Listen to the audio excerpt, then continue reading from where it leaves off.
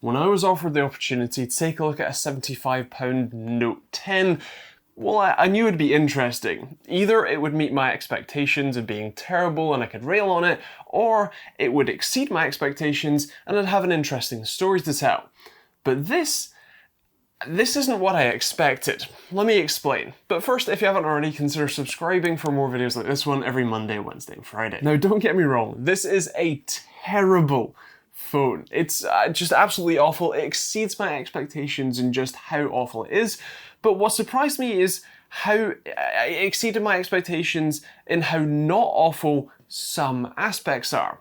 Now, this isn't a Samsung clone. I don't know why they called it a Note device because it doesn't come with a stylus and it doesn't even have a Notes app pre-installed. It's definitely a phablet though, which I think is where they were going. It's a 7.2-inch display, which was considered a tablet a few years ago and is absolutely massive in my hands. It's also a 960 by 480 display, which, yes, means it's 480p. Also, can I take a second to laugh at their spec sheet? They labelled the screen as lowercase q HD.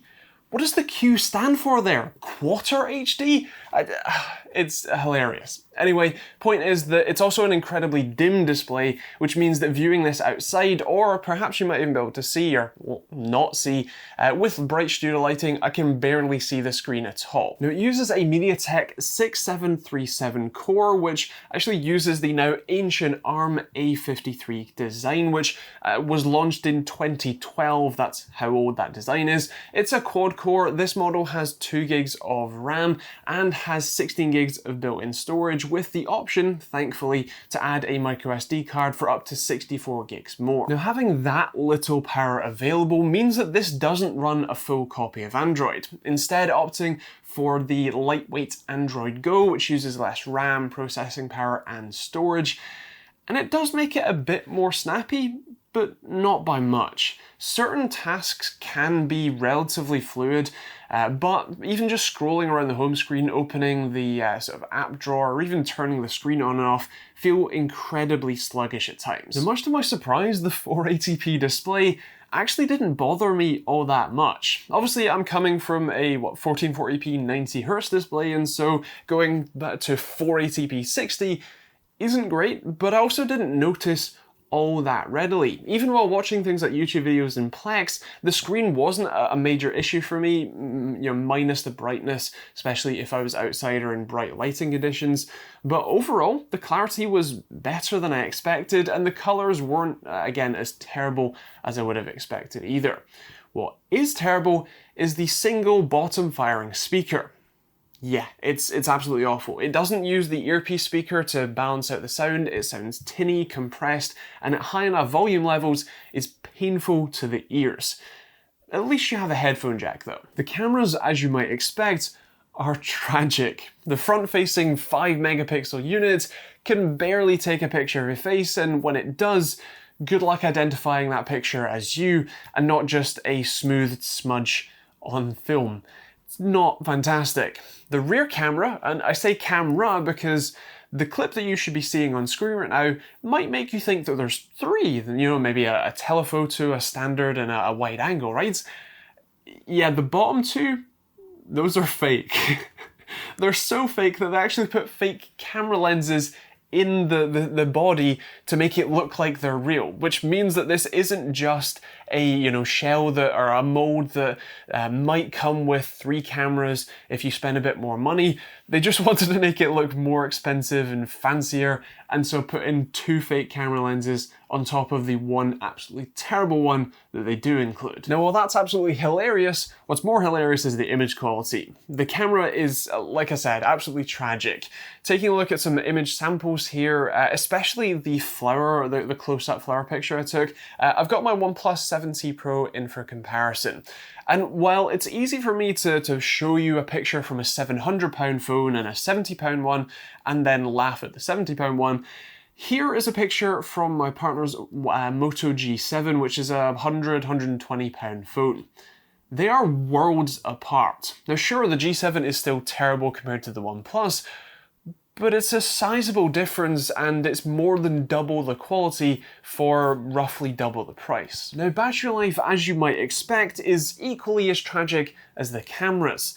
It's a removable battery, which is kind of a surprise, although I don't think you can buy spares directly from XGODY, and it's labelled as a 3600 mAh unit, which in theory would give you pretty impressive battery life from this size and resolution of phone.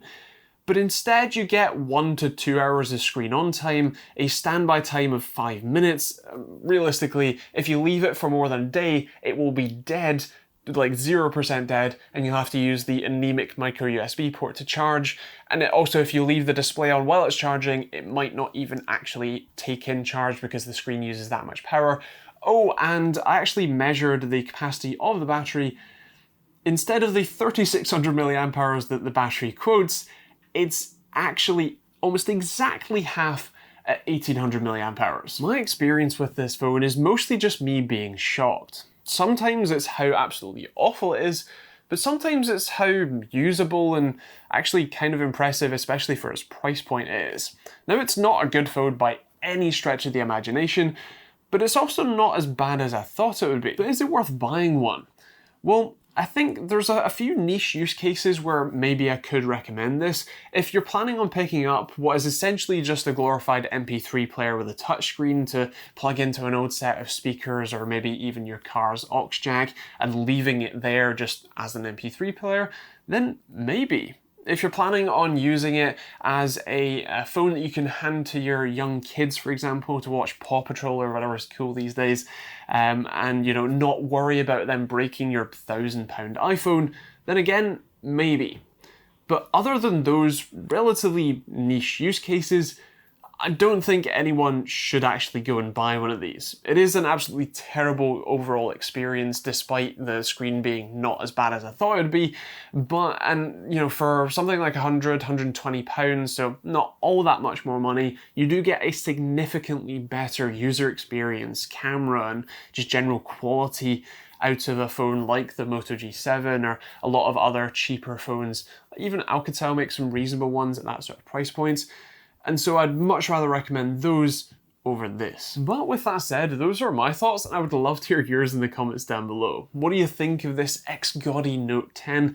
Is this just a weird ripoff or, you know, cheap Chinese knockoff, or is this something you would actually pick up? And if so, what use case do you have for it? Now, I'll still leave a link to the phone in the description down below if you want to check it out. It'll probably be to XGODY's website, but I'll let you know next to the link where that one goes. But there will also be a load of other links in the description down below if you want to support the channel. There's a load of affiliate links from people like Overclockers UK, there's VPN options, there's also stuff like Streamlabs OBS and Humble Bundle, and a load of other stuff like merch or hoodies or t-shirts like this one, Patreon, just a load of stuff. Feel free to check it out.